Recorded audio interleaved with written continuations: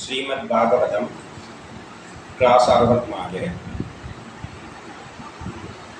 നമ്മളിന്ന് നോക്കുന്നത് സ്കന്ധം 4 അധ്യായം 2. ദക്ഷനും ശിവനും തമ്മിൽ വൈര്യമുണ്ടായത്. നമ്മൾ പ്രപഞ്ച സൃഷ്ടിയായിട്ട് ബന്ധപ്പെട്ട കാര്യങ്ങളാണ് നോയിക്കൊണ്ടിരിക്കുന്നത്. ഇപ്പം പ്രപഞ്ച സൃഷ്ടിക്ക് പിന്നിൽ കുറേ ശക്തികളുണ്ട് അതിനെ ഏകോപിപ്പിക്കാൻ. ആ ശക്തികളെയാണ് നമ്മൾ ഇതുവരെ കണ്ടത്. ഏതുപോലെ എന്നാൽ നമുക്ക് വീടുണ്ടാക്കാൻ ഒരു പ്ലാനുണ്ട്. ആ പ്ലാൻ അനുസരിച്ചാണ് പിന്നെ വീടെല്ലാം നിർമ്മിക്കുക. അതതിൻ്റെ സയൻസ്. പക്ഷേ വീടുണ്ടാക്കിയ സയൻസ് മാത്രം പോലെ ഒരു മാനേജ്മെൻറ്റ് വേണം.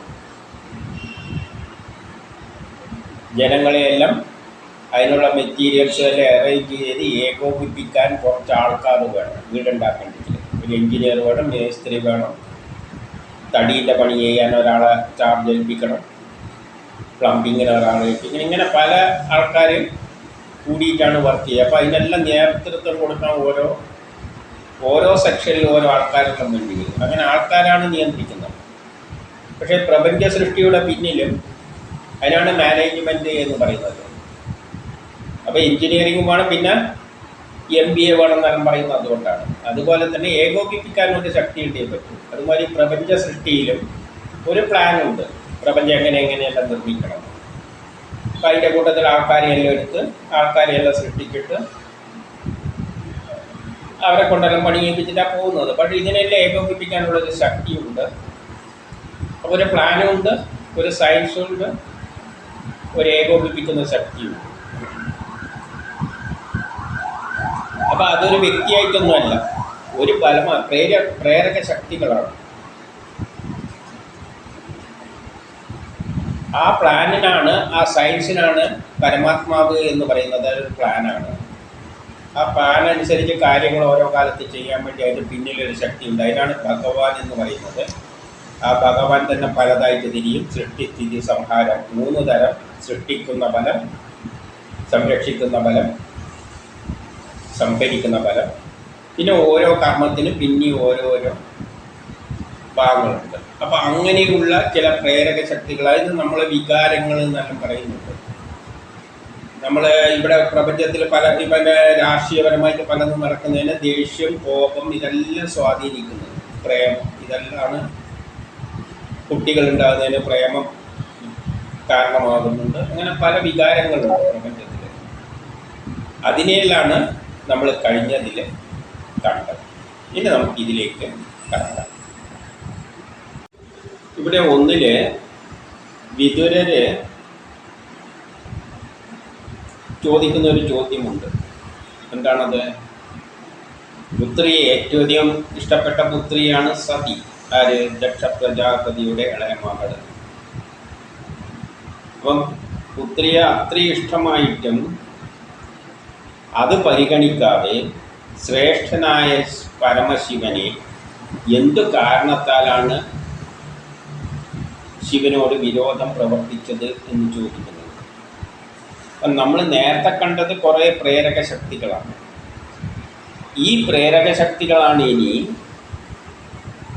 ആറ്റങ്ങളെയെല്ലാം കൂടിച്ചേർത്തിട്ട് ആറ്റങ്ങൾ ഉണ്ടാകാൻ കാരണവും ആറ്റങ്ങൾ കൂടിച്ചേർന്ന് വസ്തുക്കളെല്ലാം ആയി മാറാൻ കാരണമായത്. അപ്പോൾ ഇവിടെ ദക്ഷ പ്രജാപതി എന്ന് പറയുമ്പോൾ ആറ്റത്തിലെ ഏറ്റവും പുറത്തെ ഓർബിറ്റായിട്ട് നമ്മൾ കാണണം. ദക്ഷൻ അവിടെ നടുവിലുള്ളത് ന്യൂക്ലിയസ്. ആറ്റത്തെ എപ്പോഴും രുദ്രനായിട്ട് ശിവനായിട്ട് കാണണം.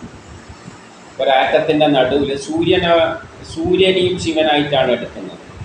കാരണം ആറ്റത്തിൻ്റെ ഘടനയാണ് സൂര്യനുള്ളത്. സൂര്യനും അതിന് ചുറ്റും കുറേ ഭ്രമണപഥങ്ങളിലെ ഗ്രഹങ്ങൾ ചുറ്റുന്നു. നടുവിലുള്ളത് ശിവൻ, സൂര്യൻ. ആറ്റത്തിലും രുദ്രൻ. നടുവിലുള്ളത് ന്യൂക്ലിയസ്. സൂര്യന് പകരം ന്യൂക്ലിയസ്, അതിന് പ്ലസ് ചാർജ്. അതിൻ്റെ ചുറ്റും ഭ്രമണപഥങ്ങളിൽ ഓർബിറ്റിൽ ഇലക്ട്രോൺ ചുറ്റുന്നു. അതിന് നെഗറ്റീവ് ചാർജ്. ഇവ തമ്മിൽ എന്തുണ്ട്? ആകർഷണമുണ്ട്. അപ്പം പോസിറ്റീവും നെഗറ്റീവും തമ്മിൽ ആകർഷിക്കുമെന്ന് സയൻസിൽ പഠിക്കുന്നുണ്ട്. ഏതുപോലെ അവിടെയും ഭാര്യയും ഭർത്താവുമായിട്ട് കാണാം. പോസിറ്റീവ് ഭർത്താവാണെങ്കിൽ നെഗറ്റീവ് ഭാര്യ, ഇവർ തമ്മിൽ ആകർഷണമുണ്ട്. അപ്പോൾ ഈ പ്രേമം എന്ന് പറയുന്നത് മനുഷ്യരെ മാത്രം ചിന്തിക്കേണ്ട, പ്രകൃതിയിലെ വസ്തുക്കളുടെ തമ്മിൽ എന്തുണ്ട്? പ്രേമമുണ്ട്. പ്രോട്ടോണ് ഇലക്ട്രോണുമായിട്ട് പ്രേമമുണ്ട്. അതുകൊണ്ടാണ് അതിൻ്റെ ചുറ്റും ചുറ്റിക്കൊണ്ടിരിക്കുന്നത്.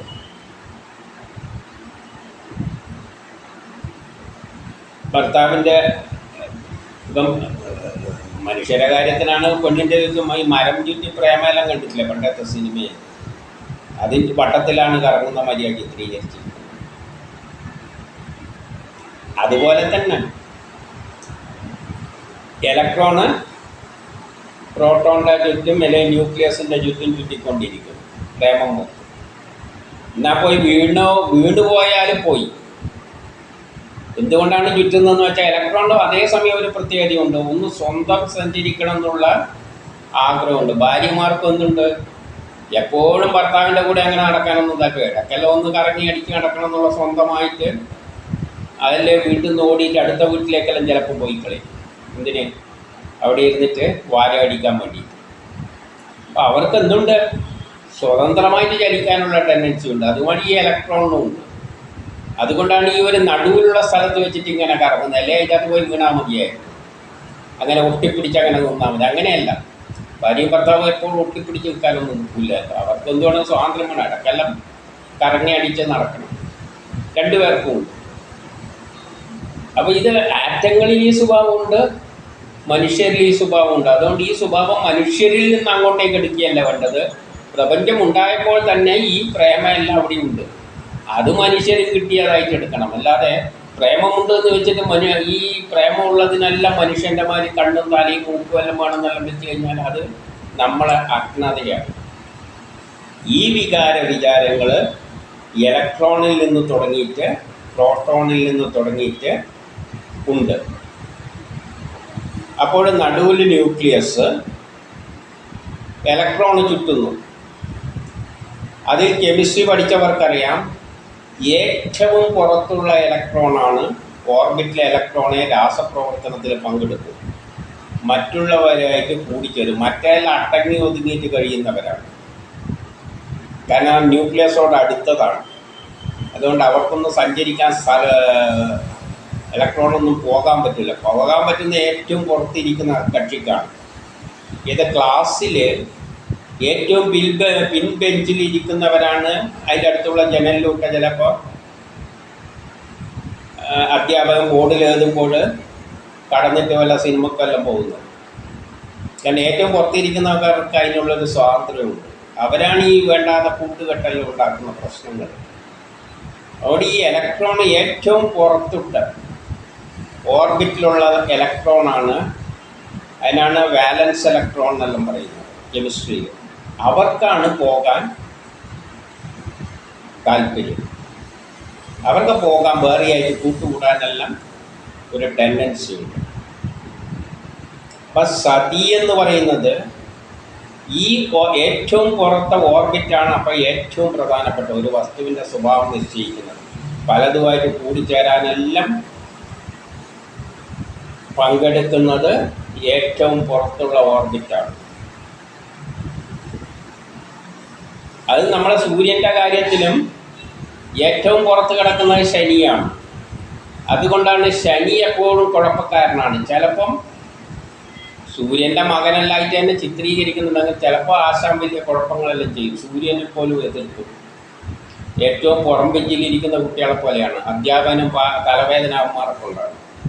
അതുപോലെയുള്ളതാണ് ഏറ്റവും പുറത്തുള്ള ഇലക്ട്രോണും ഓർബിറ്റും. ആ ബെഞ്ചിൻ്റെ പ്രത്യേകത ഏറ്റവും പുറത്തുള്ള ബെഞ്ചിൻ്റെ. അതുപോലെ ഏറ്റവും പുറത്തുള്ള ഓർബിറ്റിനാണ് ഈ കുഴപ്പമുള്ളത്. എന്തും അതിൽ കൂടിച്ചേരാൻ എല്ലാ പ്രശ്നത്തിനും കാരണം ഈ ദക്ഷനാണ്. ആ ഇലക്ട്രോണാണ് വേറെയായിട്ട് ചേർന്നിട്ട് പുതിയ പുതിയ വസ്തുക്കൾ ഉണ്ടാകുന്നത്. ഒരു യാഗത്തിൽ പങ്കെടുക്കുന്നത് ഏറ്റവും പുറത്തുള്ള ഇലക്ട്രോണാണ്.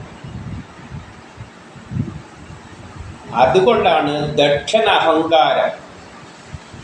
ഒരാറ്റത്തിൽ മറ്റുള്ളതായിട്ട് കൂടിച്ചേർന്നിട്ട് പുതിയ പുതിയ വസ്തുക്കളും മനുഷ്യന് പോലും ഉണ്ടാകുന്നതിൽ പങ്കെടുക്കുന്നത് ഏറ്റവും പുറത്തുള്ള ഈ ദക്ഷൻ എന്ന ഓർബിറ്റാണ്. അതുകൊണ്ടാണ് ദക്ഷനാണ് അഹങ്കാരം. ഞാനാണ് ഈ പ്രപഞ്ചം എല്ലാം ഉണ്ടാക്കിയെടുക്കുന്നത്.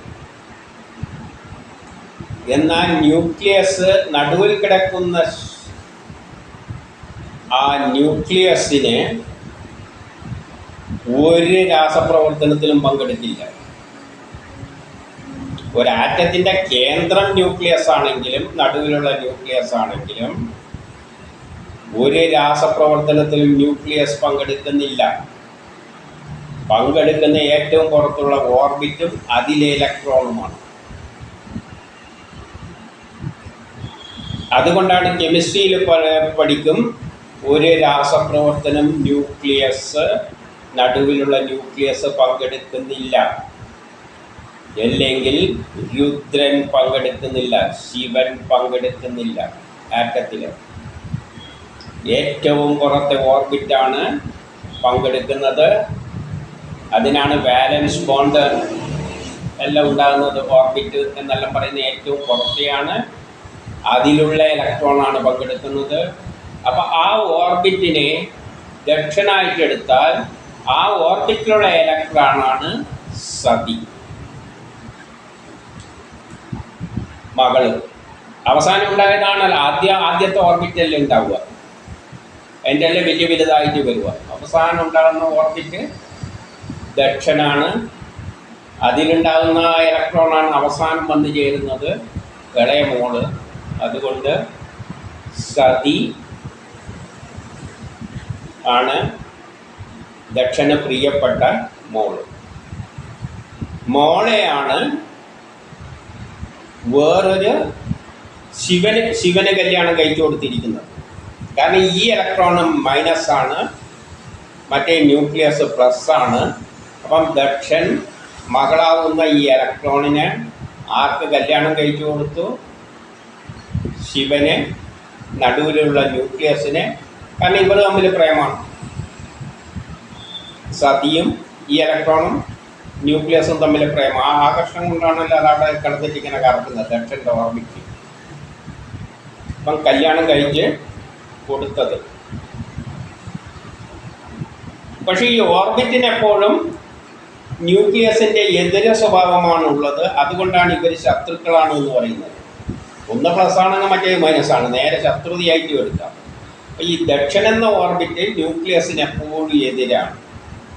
ദക്ഷനാണ് അഹങ്കാരം. മാറ്റത്തിൽ എല്ലാത്തിലും പങ്കെടുക്കുന്നവരാണ് ഞാനാണ്. യഥാർത്ഥത്തിൽ ആ ന്യൂക്ലിയസ് ഉണ്ടെങ്കിലേ ആറ്റങ്ങളുള്ളൂ. എന്നാലും അതിലല്ല, എല്ലാത്തിലും രാസപ്രവർത്തനത്തിൽ പങ്കെടുക്കുന്ന ഞാനാണ്. അതുകൊണ്ട് ദക്ഷനാണ് യാഗം. എല്ലാ യാഗങ്ങളും നടക്കുന്നത് ദക്ഷനിലൂടെയാണ്, അതിലുള്ള ഇലക്ട്രോണോടുകൂടിയാണ്. അത് തന്നെ രണ്ട് തരത്തിലുണ്ട് കെമിസ്ട്രിയിൽ. ചെറിയ ആറ്റങ്ങളിൽ ഈ ഇലക്ട്രോണിനെ വളരെ ശക്തിയിൽ പിടിച്ചു കൊടുക്കും ന്യൂക്ലിയസ് ആണല്ലോ ഇലക്ട്രോൺ ആകർഷണം, ഭാര്യനെ ആകർഷിച്ച് നിർത്തുന്നത്. ഇലക്ട്രോൺ ഭാര്യ. അത് ഓർബിറ്റ് ചെറുതാണെങ്കിൽ ആകർഷണം കൂടുതലായിരിക്കും. ഒരു ക്ലാസ് ചെറുതാണെങ്കിൽ അധ്യാപകന് കൺട്രോൾ ചെയ്യാൻ പറ്റും. വലിയ ക്ലാസ് ആണെങ്കിൽ ഏറ്റവും പിന്നിൽ കിടക്കുന്ന ബെഞ്ചിൽ ഇരിക്കുന്നവനെ ഒന്നും കൺട്രോൾ ചെയ്യാൻ പറ്റില്ല. അവൻ ചിലപ്പോൾ ജനലിലൂടെയല്ല ഇറങ്ങിയൊക്കെ പോകും. ചെറിയ ക്ലാസ് ആണെങ്കിൽ കുഴപ്പമില്ല, മറ്റേത് ശ്രദ്ധിക്കാൻ പറ്റില്ല. ഒരു വലിയ ആറ്റമാണെങ്കിൽ ഇലക്ട്രോൺ ഏരിയ അങ്ങ് പോയി കളയും പെട്ടെന്ന്. ഈ സതി എന്ന് പറയുന്നത് ഏറ്റവും ദൂരെയുള്ളതാണ്, ഓർബിറ്റാണ്, അങ്ങനത്തെ ആറ്റങ്ങളാണ്. അതുകൊണ്ടാണ് ദക്ഷൻ എന്ന് പറയുന്നത്. അപ്പോൾ ഉത്തരം ദക്ഷിണ ധ്രുവം, ഉത്തരധ്രുവം ദക്ഷിണ ധ്രുവം. ഉത്തരം എന്ന് പറയുന്നത് ന്യൂക്ലിയസ് ആണെങ്കിൽ ദക്ഷിണം അതിൻ്റെ ഏറ്റവും പിന്നിലുള്ളത്, അത് ഏറ്റവും ദൂരെയുള്ളതാണ്. എന്നാൽ വേറൊരു തരത്തിലുണ്ട്. കുറച്ച് ചെറിയ ആറ്റമാണെങ്കിൽ ആ ഇലക്ട്രോൺ അങ്ങനെ പോകാനൊന്നും പറ്റില്ല. അങ്ങനെയുള്ളതിനാണ് ഹിമവാന എന്ന് പറയുന്നത്. ഹിമാലയത്തിൻ്റെ ഒരു മുകളിൽ നിന്നുള്ള ടോപ്പ് വ്യൂ എടുത്തു കഴിഞ്ഞാൽ നടുവിലൊരു കുത്തും, അതിൻ്റെ ബേസ് ഉണ്ടല്ലോ, ഹിമാലയത്തിൻ്റെ പർവ്വതത്തിൻ്റെ ബേസ്, അത് ചെറുതാണ്. അപ്പോൾ അതാണ് പാർവതി. പാർവതി എന്ന് പറയുന്നത് ഹിമാലയത്തിൻ്റെ പടം എടുത്തു കഴിഞ്ഞാൽ അതിനുള്ള ഏറ്റവും പുറത്തെ ഓർബിറ്റ്. ഹിമാലയത്തിൻ്റെ മുകൾ മുകളിൽ നോക്കും, മുകളും കാണും, പിന്നെ അതിൻ്റെ ബേസ് ഇങ്ങനെ വട്ടത്തിൽ കാണും, അത് ഓർബിറ്റ്. അത് ദക്ഷിണമല്ല, അത് ഹിമവാന എന്ന് പേര് കൊടുത്തിട്ട് അവിടുത്തെ ഹിമവാന്റെ പുത്രി പാർവതി. അത് ചെറുതാണ്, അതുകൊണ്ട് പാർവതിക്ക് അങ്ങനെ ഇറങ്ങിപ്പോകാൻ പറ്റില്ല. ആ വലുപ്പം കൂടുന്നതനുസരിച്ച് കുറേ ദൂരെ പോകുമ്പോൾ അപ്പോഴാണ് ദക്ഷിണ ധ്രുവം മാറുന്നത്. ഏറ്റവും അറ്റത്തിലാകുമ്പോൾ വലുതാകുമ്പോൾ, അതുകൊണ്ട് അതിന് വേറൊരു പേര് കൊടുത്തു ആ ഓർബിറ്റിന്. ചെറിയ ആറ്റത്തിന് ഹിമവാന എന്നും അവൻ്റെ ഇലക്ട്രോണിനെ പാർവതി എന്നും, വലിയ ആറ്റമാകുമ്പോൾ ദക്ഷൻ എന്നും പേര് കൊടുത്തു. അതിൻ്റെ ഇലക്ട്രോണിന് ദൂരെ ആയതുകൊണ്ട് വലിയ ക്ലാസ് ആകുമ്പം പുറത്തുള്ള ബെഞ്ചിലുള്ളവർ ഓടിപ്പോകുന്നവർ ഇവർക്ക് കയറിയിട്ട് വേറെ വല്ല ആറ്റത്തിൻ്റെ പിന്നാലെയും പോകാൻ പറ്റും. അതുകൊണ്ടാണ് ഇവിടെ അപ്പോൾ സതി എന്ന് പറയുന്നത് ഇലക്ട്രോണിനൊരു ഫ്രീഡം ഉണ്ട്, പെട്ടെന്ന് ഇറങ്ങിപ്പോകാനുള്ളൊരു ടെൻഡൻസി ഉണ്ട്. ഈ ന്യൂക്ലിയസിനെ ധിക്കരിച്ചിട്ട് ഞാൻ എൻ്റെ ഇഷ്ടത്തിന് അച്ഛൻ്റെ വീട്ടിലല്ലേ പോകുന്നു എന്നെല്ലാം പറഞ്ഞ് ഇറങ്ങിപ്പോകുന്ന ടൈപ്പാണ് സതി. മറ്റേത് ഭർത്താവുമായിട്ട് അങ്ങനെ പിടിച്ച് നിൽക്കുകയാണ്, അത്ര ചെറിയ ക്ലാസ്സാണ്, ചെറിയ ആറ്റമാണ്, പെട്ടെന്ന് പോകാൻ പറ്റില്ല. അത് ഹിമവാന, അത് പാർവതി, ഇത് സതി. അപ്പം രണ്ട് തരത്തിൽ വസ്തുക്കളുണ്ട്. ഒന്ന് ഇലക്ട്രോൺ വിട്ടുപോകുമ്പോഴാണ് അയണിക് കോമ്പൗണ്ടുകൾ ഉണ്ടാകുന്നത്. ഹൈഡ്രോക്ലോറിക് ആസിഡ്, സൾഫ്യൂരിക് ആസിഡ് ഇങ്ങനെയെല്ലാം പറയുന്ന സാധനങ്ങൾ അയണിക്കാണ്. അത് ഇലക്ട്രോൺ വിട്ടുപോകുന്ന ടൈപ്പാണ്. മറ്റേത് വിട്ടുപോകില്ല, ഇങ്ങനെ കൂടി ചേർത്ത് കോർത്ത് വെക്കുന്നതാണ് പാർവതി. അപ്പം പാർവതിയിലൂടെയാണ് മക്കൾ ഉണ്ടാകുന്നത്, വേറെ കോർത്ത് വെക്കുന്നത്. കാരണം ഇത് വിട്ടുപോകില്ല, ഈ ന്യൂക്ലിയസിനെ ശിവനെ വിട്ടുപോകില്ല, വേറെയായിട്ടും ബന്ധം സ്ഥാപിക്കും. ഇങ്ങനെ ഓർബിറ്റ് ദക്ഷൻ, ആ ഓർബിറ്റ് വേറെ ഓർബിറ്റുമായിട്ട് ഇങ്ങനെ കൂടിച്ചേർന്ന് മാലമാലയായിട്ട് വരും. അങ്ങനെയാണ് ഈ പ്രപഞ്ചത്തിൽ കുറേ മക്കളുണ്ടാകുന്നത്. അതുകൊണ്ട് പാർവതിക്ക് മക്കളുണ്ട്, സതിക്ക് മക്കളില്ല. സതി ഇറങ്ങിപ്പോവുകയാണ്. ഇത്രയും മനസ്സിൽ വെച്ചുകൊണ്ട് നമുക്കിതിലേക്ക് വരാം. അപ്പം ശിവനും ദക്ഷനുമായിട്ട് എന്തുകൊണ്ടാണ് വിദ്വേഷം എന്ന് പറയുകയാണ്. എന്തുകൊണ്ടാണ് ഈ വിദ്വേഷത്തിന് കാരണം? ഇത്രയും മോളെ വലിയ ഇഷ്ടമായിട്ടും എന്തുകൊണ്ടാണ് എന്ന് പറയുകയാണ്. ഇനി രണ്ടിൽ പറയുന്നു, സർവലോകാചര്യനും ആരിലും വിദ്വേഷമില്ലാത്തവനും പ്രശാന്തമൂർത്തിയുമായ ആത്മസ്വരൂപത്തിൽ വിഹരിക്കുന്ന നിന്തിരുവടിയെ ആരെങ്ങനെ ദോഷിക്കുന്നു? അങ്ങനെയുള്ള ആ ഒരു രുദ്രനെ, ശിവനെ എങ്ങനെയാണ് ഇങ്ങനെ ദേഷ്യപ്പെടുന്നത്? നല്ല പ്രശാന്ത സ്വന്തം അടങ്ങി ഒരുങ്ങിയാണ് ന്യൂക്ലിയസ് ഇരിക്കുന്നത്. ഒരാറ്റത്തിൻ്റെ അകത്തിലുള്ള ന്യൂക്ലിയസ് ഒന്നും ചെയ്യില്ല, അങ്ങനെ അങ്ങ് ഇരിക്കുകയും ചെയ്യും. ഈ ചെയ്യുന്നതല്ലേ ഈ പുറത്ത് കിടക്കുന്ന ഇലക്ട്രോണും ഓർബിറ്റുമാണ്.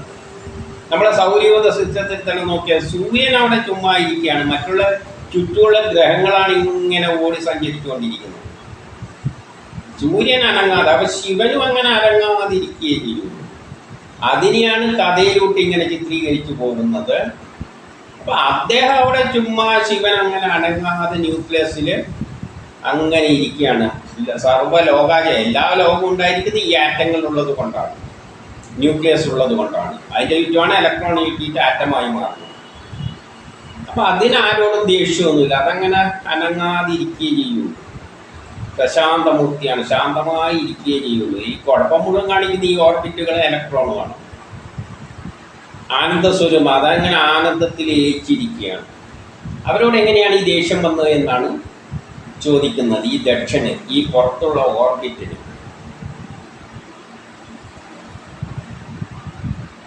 എന്നിട്ട് 3 പറയാണ്, ജാമാതാവിനും ശശിരനും എങ്ങനെ തമ്മിൽ വിദ്വേഷം സംഭവിച്ചു. യാതൊന്നു നിമിത്തം സതീദേവി പ്രാണനെ ത്യജിച്ചുവല്ലോ. എന്തുകൊണ്ടാണ് ഈ സതീദേവി, അതായത് ഏറ്റവും പുറത്തെ ഇലക്ട്രോൺ പ്രാണനെ ത്യജിച്ചത്? അത് പറഞ്ഞ് തരിക. അപ്പം 4 മൈത്രേയൻ പറയുന്നു, പണ്ട് വിശ്വസൃഷ്ടികളുടെ യജ്ഞത്തിൽ എല്ലാ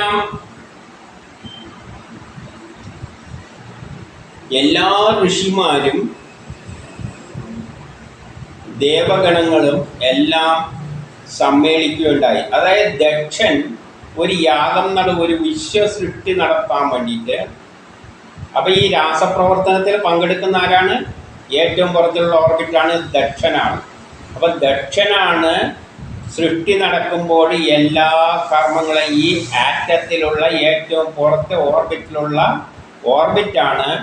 ബാക്കിയുള്ള അതിലെ ഇലക്ട്രോൺ മോളെ വെച്ചുകൊണ്ടാണ് എല്ലാ മറ്റുള്ള ആറ്റങ്ങളുമായിട്ട് കൂടിച്ചേർന്നിട്ട് പലതരം വസ്തുക്കളായിട്ട് മാറുന്നു. ഈ പ്രപഞ്ചം തന്നെ സൃഷ്ടിക്കുന്ന ആ ഒരു യാഗം നടക്കുന്ന സമയത്ത് എല്ലാവരും അവിടെ പങ്കെടുത്തു. കാരണം ഒരേ രാസപ്രവർത്തനമെല്ലാം നടക്കുമ്പോൾ എല്ലാ ആറ്റങ്ങളും എല്ലാം ഇതിൻ്റെ കൂട്ടത്തിലെല്ലാം ഉണ്ടാവുമല്ലോ, അവരെല്ലാം പങ്കെടുക്കുന്നു. ഇവിടെ കഥയിൽ വരുമ്പോൾ ഋഷികൾ ദേവഗണങ്ങൾ എല്ലാം പങ്കെടുത്ത് ഒരു വിശ്വയാഗം നടത്തുകയാണ്. അതായത് യഥാർത്ഥത്തിൽ ആറ്റങ്ങൾ വേറൊന്നുമായിട്ട് കൂടിച്ചേരാൻ പോവുകയാണ്, വേറൊരു ആറ്റുമായിട്ട് കൂടിച്ചേരാൻ പോവുകയാണ്. ഈ ഓർബിറ്റുകൾ ദക്ഷൻ വേറൊരു ആറ്റത്തിലെ ഓർബിറ്റുമായിട്ട് കൂടിച്ചേർത്തിട്ട് പുതിയൊരു വസ്തു ഉണ്ടാകാൻ പോവുകയാണ്. എന്നിട്ട് 5:6 പറയുകയാണ്, തേജസ് കൊണ്ട് അവിടെ പ്രകാശം പരത്തുന്ന ദക്ഷൻ അവിടെ എത്തിയപ്പോൾ, വളരെ തേജസ്വിയായ ദക്ഷൻ, ഒരാറ്റത്തിൻ്റെ ഏറ്റവും പുറത്തുള്ള ഓർബിറ്റാണ് പ്രകാശം അതിലുള്ള ഇലക്ട്രോണുകളാണ് പുറത്തേക്കെല്ലാം വിടുമ്പോൾ, അതിലുള്ള ഇലക്ട്രോൺ ഒന്നിൽ നിന്ന് മറ്റൊന്നിലേക്ക് ജമ്പ് ചെയ്യുമ്പോഴാണ് ഈ ഊർജ്ജമെല്ലാം പുറത്തേക്ക് ചാടുന്നത്. അപ്പം പ്രകാശത്തിനെല്ലാം കാരണം ഈ പുറത്തുള്ള ഓർബിറ്റിലെ ഇലക്ട്രോണിൽ മകളെ വെച്ചുകൊണ്ടുള്ള കളിയാണ് ഈ ഓർബിറ്റ്, പുറത്തുള്ള ഓർബിറ്റ്. അപ്പം ആ ദക്ഷനാണ് പ്രകാശം പരത്തിക്കൊണ്ട് അവിടെ വന്നപ്പോൾ ബ്രഹ്മാവും ശിവനും ഒഴിച്ച് ബാക്കിയെല്ലാവരും എഴുന്നേറ്റ് നിന്നു. അപ്പം ഈ ദക്ഷനെ വരുമ്പോൾ ഇവിടെ വരുന്നതെന്ന് ചിത്രീകരിച്ച വരാനൊന്നുമില്ല, ഓർബിറ്റ് ഉണ്ടായപ്പോൾ എന്ന നിലയിൽ വേണ്ടിക്ക് എടുത്താൽ മതി. അപ്പോൾ ദക്ഷൻ ബ്രഹ്മാവ് എന്ന് പറഞ്ഞാൽ സൃഷ്ടിക്ക് പിന്നിൽ നടക്കുന്ന പ്രേരക ശക്തി, അത് പിന്നെ എണീക്കേണ്ട ആവശ്യമില്ലല്ലോ, അച്ഛനാണ്, ദക്ഷൻ്റെ അച്ഛനാണല്ലോ, എണീക്കേണ്ട ആവശ്യമില്ല. ശിവൻ എണീച്ചില്ല. കാരണം ഈ ദക്ഷനെ കണ്ടപ്പോൾ നടുവിൽ വെക്കുന്ന ആറ്റം ന്യൂക്ലിയസ് എങ്ങനെയാണ് അനങ്ങുക? ഇപ്പം നമ്മളെ സൂര്യന് ചുറ്റും കുറേ ഗ്രഹങ്ങൾ ചുറ്റിക്കൊണ്ടിരിക്കുന്നുണ്ട്, ഓർബിറ്റും ഉണ്ട്. ഈ ഗ്രഹങ്ങളും ഓർബിറ്റും എല്ലാമാണ്, ആ ചലനം കൊണ്ടാണ് ഈ പ്രപഞ്ചത്തിലെ എല്ലാ സമയമെല്ലാം ഉണ്ടാകുന്നത്, സംഭവങ്ങളെല്ലാം നടക്കുന്നത്. എല്ലാം കാര്യം ശരി തന്നെ, ആ ഓർബിറ്റും ഇലക്ട്രോണും അതിലുള്ള ഗ്രഹങ്ങളും ആണെങ്കിലും സീസൺസ് എല്ലാം ഉണ്ടാകുന്നത് എന്തുകൊണ്ടാണ്? ഈ ഗ്രഹങ്ങൾ സൂര്യന് ചുറ്റും ഭ്രമണപഥത്തിൽ ചലിക്കുന്നുണ്ടാണ്. പക്ഷെ എന്നാൽ ഇതൊന്നും ചെയ്യുമ്പോൾ ആ സൂര്യൻ എന്ത് ചെയ്യാണ്? അനങ്ങാതെ നടുവിലിരിക്കുകയാണ്. ഇവർക്ക് അഹങ്കാരമാണ്. കാരണം ഈ പ്രപഞ്ചം ഉണ്ടാക്കിയിരിക്കുന്ന ഈ പ്രപഞ്ചത്തിൽ സമയങ്ങൾ ഉണ്ടാകുന്നത്, സീസൺസ് എല്ലാം ഉണ്ടാകുന്നത് ഞാനാണെന്ന് വേണമെങ്കിൽ ആ ഓർബിറ്റ് എന്ന് പറയാം. ആ ഓർബിറ്റിലൂടെ ഭൂമി ഇങ്ങനെ ചുറ്റുമ്പോഴാണ് സൂര്യനോട് അടുക്കി അഗ്നിയും ചെയ്യുന്ന അനുസരിച്ചാണ് സീസൺസ് ഉണ്ടാകുന്നത്. അപ്പോൾ ഓർബിറ്റിന് പറയാം ഞാനിങ്ങനെ ആയതുകൊണ്ടാണ് ഇവിടെ സീസണെല്ലാം ഉണ്ടാകുന്നതെന്ന് വേണമെങ്കിൽ അഹങ്കരിക്കാം. പക്ഷേ സൂര്യൻ എന്ത് ചെയ്യില്ല? അഹങ്കരിക്കില്ല, അടങ്ങാതിരിക്കുകയില്ല. അതുപോലെ ഓർബിറ്റിന് അഹങ്കാരമുണ്ട്. ദക്ഷന് വന്നപ്പോൾ, അവിടെ ഓർബിറ്റായി വന്നപ്പോൾ, എല്ലാം സൃഷ്ടി നടത്തുന്ന ഈ ഏറ്റവും പുറത്തുള്ള ആറ്റത്തിൽ ഓർബിറ്റാണ്. അപ്പോൾ ഓർബിറ്റ് അവിടെ വന്നപ്പോൾ ദക്ഷൻ, നടുവിൽ കിടക്കുന്ന ഈ ന്യൂക്ലിയസ്, ശിവൻ, രുദ്രൻ എഴുന്നേറ്റില്ല. അവൻ അങ്ങനെ അടങ്ങി, ഇവന് തീക്കാര എന്നെ കണ്ടിട്ട്. കുറച്ച് കെമിസ്ട്രിയിലൂടെ പോയാലേ ആ ഒരു നമുക്ക് ഭാവന അതിനനുസരിച്ച് പോവുകയുള്ളൂ. ആറ്റത്തെ പറ്റി ഒരു ഘടന അറിയെങ്കിൽ ഈ കവിഭാവനയിൽ ശരിക്ക് മനസ്സിലാവും. അപ്പം ദക്ഷൻ വന്നപ്പോൾ ഈ നടുവിലുള്ള ന്യൂക്ലിയസ് അല്ലെങ്കിൽ ശിവൻ അല്ലെങ്കിൽ രുദ്രൻ അനങ്ങിയില്ല, എണീച്ചില്ല. അപ്പം ദക്ഷൻ അത് തീരെ പിടിച്ചില്ല. അപ്പം ആറ്റത്തിലെ ഒരു സൗരയൂഥ സിസ്റ്റത്തില് നമുക്ക് പ്രാധാന്യം ഏതാണ്? ഭൂമിയാണ്. നമുക്ക് സീസൺ ഉണ്ടാകുന്നത് എന്തുകൊണ്ടാണ്? ഭൂമി ആ ഭ്രമണപഥത്തിൽ ഇങ്ങനെ അടുത്തും അകലെയുമായിട്ട് ഒരു എലിപ്റ്റിക്കൽ ഓർബിറ്റ് കറങ്ങുന്നതുകൊണ്ടാണ്. അപ്പം യഥാർത്ഥത്തിൽ ഇവിടെ സീസണിൽ ഉണ്ടാകുന്ന ആ ഓർബിറ്റാണ് സൂര്യനുമായിട്ട് അതിന് ബന്ധമില്ല. പക്ഷെ സൂര്യനിലേക്ക് ഈ ഓർബിറ്റ് ഇല്ലാതെ. അപ്പം സൂര്യൻ, അപ്പം ഇതിന് അഹങ്കാരം കയറി കഴിഞ്ഞാൽ സൂര്യൻ ഒരു നിസ്സാരമായിട്ട് നമുക്ക് തോന്നും. പക്ഷെ സൂര്യനിലേക്ക് ഒന്നുമില്ല. ആ അർത്ഥത്തിൽ ഈ ആറ്റത്തിലും ന്യൂക്ലിയസ് ഇല്ലെങ്കിൽ ഇലക്ട്രോണും ഇല്ല, ഓർബിറ്റും ഇല്ല. പക്ഷേ എല്ലാ രാസപ്രവർത്തനത്തിലും പങ്കെടുക്കുന്നത് ഇലക്ട്രോണും ഓർബിറ്റുമാണ്, ന്യൂക്ലിയസ് അല്ല. അപ്പൊ അത് ഭാവനയില് അഹങ്കാരം, രുദ്രന അഹങ്കാരം. അപ്പം ദക്ഷ പ്രജാപതി ബ്രഹ്മാവിനെ നമസ്കരിച്ച് 7 ബ്രഹ്മാവിനെ നമസ്കരിക്കും. കാരണം അച്ഛനാണല്ലോ, ഇതിനെയെല്ലാം ഏകോപിപ്പിക്കുന്ന ശക്തി, ആറ്റങ്ങളെല്ലാം ഉണ്ടാക്കാനും എല്ലാം പ്രേരിപ്പിക്കുന്ന ശക്തി. നമസ്കരിച്ച ശേഷം അവിടുത്തെ കൽപ്പന പ്രകാരം ആസനത്തിൽ ബ്രഹ്മാവ് പറഞ്ഞവർ ഇത് ഇങ്ങനെയുള്ള സ്ഥലമാണ് ഈ ഓർബിറ്റ്. ഈ ഓർബിറ്റിൽ ഇങ്ങനെ ചുറ്റും ആ ഓർബിറ്റ് വെച്ചു. പക്ഷേ ശിവൻ എഴുന്നേൽക്കാത്തത് കണ്ട ദക്ഷന് പുറത്തില്ല. കണ്ണാൽ ദഹിപ്പിക്കുമാറ് ഒന്ന് ചെരിച്ചു നോക്കി. കണ്ണാൽ ദഹിപ്പിക്കുമാറ് ഒന്ന് ചെരിച്ചു നോക്കി എന്ന് പറഞ്ഞാൽ ഈ ദക്ഷൻ എന്ന ഓർബിറ്റ് ചെരിച്ചു നോക്കുക എന്ന് പറയുമ്പോൾ എന്തായി മാറും? എലിപ്റ്റിക്കൽ ഓർബിറ്റാണ്. അതുകൊണ്ടാണ് ചെരിച്ചു നോക്കി എന്ന് പറയുന്നത്. ചെരിച്ചു നോക്കുമ്പോൾ എന്തുണ്ടാവും? ഒരു ദീർഘേതിലല്ലേ കാണും. അപ്പോൾ അവനെ ചെരിച്ചു നോക്കി, കണ്ണാൽ ചെരിച്ചു നോക്കി. അതായത് കണ്ണിൻ്റെ ഓർബിറ്റ് മാതിരിയാണ് ഈ സംഗതി ഉള്ളതെന്ന് നമ്മൾ മനസ്സിലാക്കി പോകണം. എന്നിട്ട് 9:10 പറയുന്നു,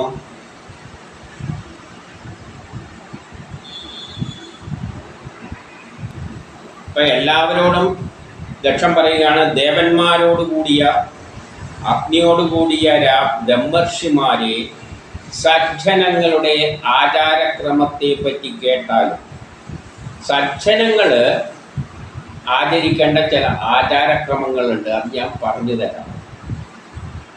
അറിവില്ലായ്മ മൂലവും മത്സരബുദ്ധി കൊണ്ടും ഇവൻ ദേവന്മാരുടെ നല്ല പേര് പോലും കെടുത്തുന്നവനാണ്. ഈ നടു കിടക്കുന്ന ഈ സൂര്യൻ അല്ലെങ്കിൽ രുദ്രൻ, ദേവന്മാർ പോലും അവൻ്റെ ഒരു അഹങ്കാരം കൊണ്ടും മത്സരബുദ്ധി കൊണ്ടും, അവന് മത്സരമാണ്. ആറ്റത്തിൻ്റെ ഫലം, ഞാനാണ് ആറ്റത്തിൻ്റെ അല്ലെങ്കിൽ സൗരയൂഥ സിസ്റ്റത്തിൻ്റെ കേന്ദ്രം എന്ന ഒരു അഹങ്കാരമാണ്.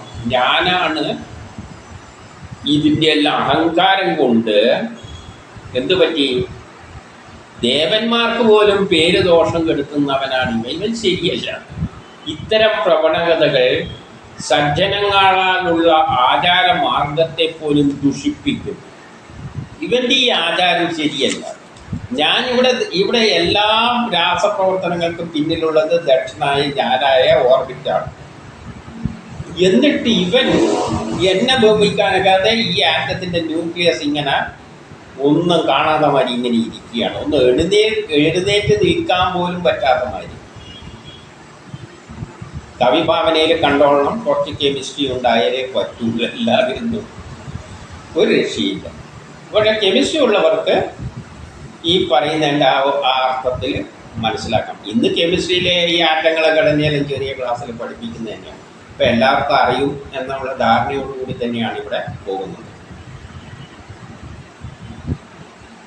ഇവൻ എൻ്റെ ശിഷ്യൻ എന്ന നിലയെ സ്വീകരിച്ചവനാണ്. കാരണം ഈ ശിവൻ എന്ന് പറയുന്നത് എൻ്റെ ശിഷ്യനാണ്. കാരണം എന്തുകൊണ്ട്? ഇവൻ എൻ്റെ മകളുടെ കരം നല്ലവനെന്ന നിലയിൽ ഗ്രഹിച്ചിരിക്കുന്നു. ഞാൻ നല്ലതാണെന്ന് വിചാരിച്ചിട്ടാണ് എൻ്റെ മോളെ അവന് പിടിച്ച് കെട്ടിക്കൊടുത്തത്. അതായത് ഈ ഓർബിറ്റിലുള്ള ഇലക്ട്രോൺ നെഗറ്റീവാണ്, ന്യൂക്ലിയസ് പോസിറ്റീവാണ്. ഇവർ തമ്മിൽ പ്രേമം, അതുകൊണ്ട് കല്യാണം കഴിച്ചു കൊടുത്തു.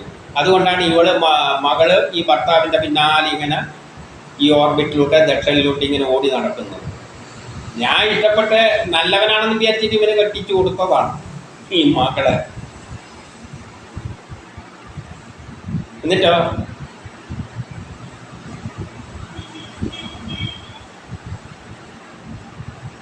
12 പറയാന്ന്, കുരങ്ങനെ പോലെ തുറിയൻ കണ്ണനായ ഇവൻ കുരങ്ങനെ പോലെയുള്ള തുറിച്ച കണ്ണാണ് ഇവനുള്ളത്. ആറ്റത്തിന്റെ നടുവിലുള്ള ന്യൂക്ലിയസ് തുറിച്ച് കണ്ണുപോലെ, ഇപ്പം നമ്മളെ കണ്ണുമായിട്ടാണ് സാദൃശ്യപ്പെടുത്തുന്നത്. അപ്പം നടുവിലുള്ള ഒരു കൃഷ്ണമണീനെ എന്തായിട്ട് കാണണം? ആ ശിവനായിട്ട് കാണണം. അവനങ്ങനെ തുറിച്ച് നോക്കിയാണ് ആരെ ദക്ഷണ ഈ ഓർബിറ്റിൻ്റെ അല്ല അവിടെ കിടന്നുകൊണ്ട് കുരങ്ങൻ്റെ കണ്ണുപോലെ. അപ്പം എപ്പോഴും ഒരു കണ്ണുമല്ലായിട്ട് ബന്ധപ്പെട്ടുകൊണ്ടാണ് പറഞ്ഞുകൊണ്ട് വരുന്നത്. ഏത് ആറ്റം മനസ്സിൽ ഘടന വെച്ചുകൊണ്ട് പറയുകയാണ്. കുരങ്ങനെ പോലെ തുറിയൻ കണ്ണനായി ഇവൻ ഇളമാനിനെ പോലെ കണ്ണുകളുള്ള എൻ്റെ മകളുടെ, ഇളമാനിനെ പോലെ സുന്ദരിയായ എൻ്റെ മകളെ പാണിഗ്രഹണം ചെയ്തു, കല്യാണം കഴിച്ചു കൊടുത്തു. എഴുന്നേറ്റ് കാൽക്കൽ നമസ്കരിക്കേണ്ടതിന് പകരം വാക്കാൽ പോലും ഒന്നും നിർവഹിച്ചില്ല. ഇവ പോട്ട് വന്നിട്ട് എൻ്റെ കാലിലങ്ങ് വന്ന് നമസ്കരിക്കണമായിരുന്നു.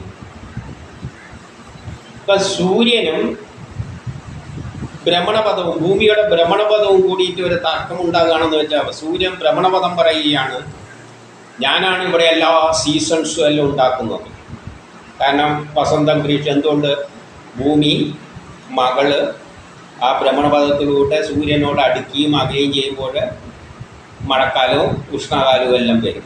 അപ്പോൾ ഈ പ്രപഞ്ചത്തിൽ എന്ത് സീസണും ഇവിടെ സമയങ്ങളും എല്ലാം ഉണ്ടാക്കുന്നത് ഞാനും എൻ്റെ മോളും കൂടിയാണ്. ഈ നടുവ് കിടക്കുന്ന സൂര്യൻ എന്ന് പറഞ്ഞാൽ അവൻ അഹങ്കാരിയാണ്, അവൻ എന്നെ കാണുമ്പോൾ എണീച്ചില്ല, അവനങ്ങനെ അനങ്ങാതെ നിൽക്കുകയാണ് എന്നെല്ലാം പറഞ്ഞു ചെയ്യുന്ന മാതിരിയുള്ള ഒരു പ്രഭാഷണമായിട്ട് ആറ്റത്തെപ്പറ്റി മനസ്സിലാക്കാത്തവർ ആ തലത്തിൽ ഇതിനെ കണ്ടാൽ മതി, കാര്യം വ്യക്തമാകും. അപ്പോൾ ഇവനെന്ത് ചെയ്തില്ല? ഒരു വാക്ക് പോലും പറഞ്ഞില്ല. അതായത് ഒരു കാര്യത്തിലും ഇടപെട്ടില്ല. അവനങ്ങനെ അടങ്ങാതെയായിരുന്നു ന്യൂക്ലിയസ്. എന്നിട്ട് 13 പറയാണ്, സൽ കർമാനുഷ്ഠാനം കൈവിട്ടത്, ഒരു കർമ്മം ചെയ്യാതെ അവിടെ ചുമ്മാ ഇരിക്കുകയാണ്. ശുദ്ധിയില്ലാതെ, ഇങ്ങനെ ഒരു ശുദ്ധിയും ഇല്ല. ദുരഭിമാനി, അതിർവരമ്പുകൾ ലംഘിച്ചവനാണ്. വേദവചനത്തെ ശൂദ്രന് കൊടുത്തതുപോലെ കൊച്ചുമകളെ ഇവന് ഞാൻ നൽകി. വേദങ്ങൾ ശൂദ്രന്മാർക്ക് എന്ന് പറഞ്ഞാൽ പഠിക്കാൻ താല്പര്യമില്ലാത്തവർക്ക് ഈ ശാസ്ത്രം, വേദങ്ങൾ, സയൻസ് പുസ്തകം എടുത്ത് അല്ലെങ്കിൽ പഠിക്കാൻ താല്പര്യമില്ലാത്ത ഒരുത്തൻ്റെ കൈമേൽ ഒരുത്ത മെഡിക്കൽ ബുക്ക് എടുത്ത് കൊടുത്തു കഴിഞ്ഞാൽ, ഒരു എഞ്ചിനീയറിംഗ് ബുക്ക് എടുത്ത് കൊടുത്ത പോലെയാണ് ഞാൻ പിടിച്ച് ഇവനെ എൻ്റെ മോളെ കൊടുത്തത്. 13. ഇനി 14 കൊടുതായ ചുടലപ്പറമ്പിൽ ഭൂതസംബന്ധങ്ങളായ പ്രേതങ്ങളാലും ചുടത്തപ്പെട്ടവനായി ഇവൻ എവിടെയാണ് കിടക്കുന്നതെന്ന് വെച്ചാൽ ചുടലപ്പറമ്പിലാണ് കിടക്കുന്നത്.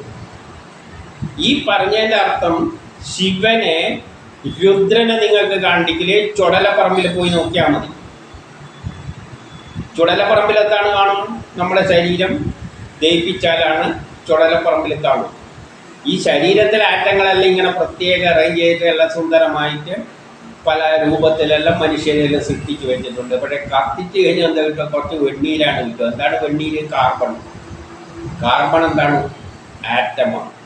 കാർബണോ ഫോസ്ഫറസോ അങ്ങനെയുള്ള കുറച്ച് കാൽസ്യം. ഫോസ്ഫറസ് അങ്ങനെ നിൽക്കില്ല, ഒറ്റ കാൽസ്യം എടുക്കാം.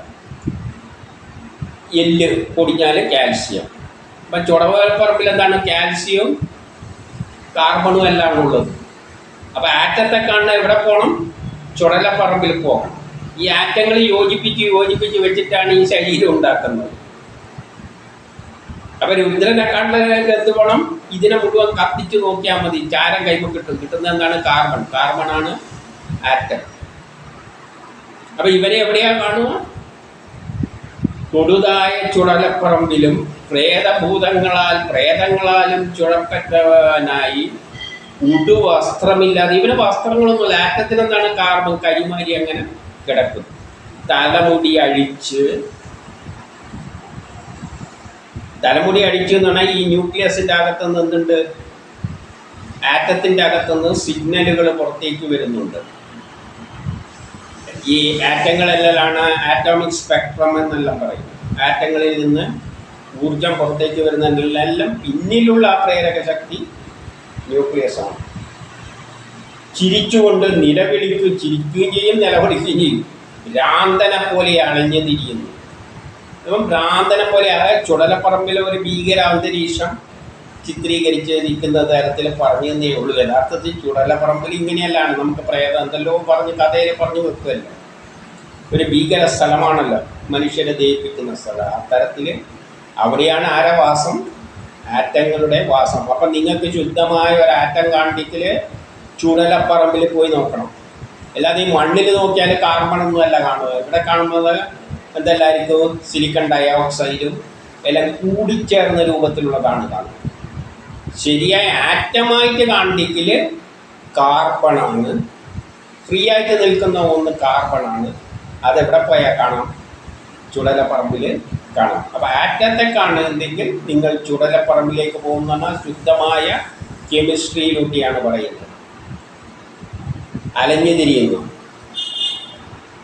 ഇതിൻ്റെ പനിൽ പറയാണ്, ചുടലച്ചാരം കൊണ്ട് ആറാട്ട് കഴിച്ചവനാണിവൻ.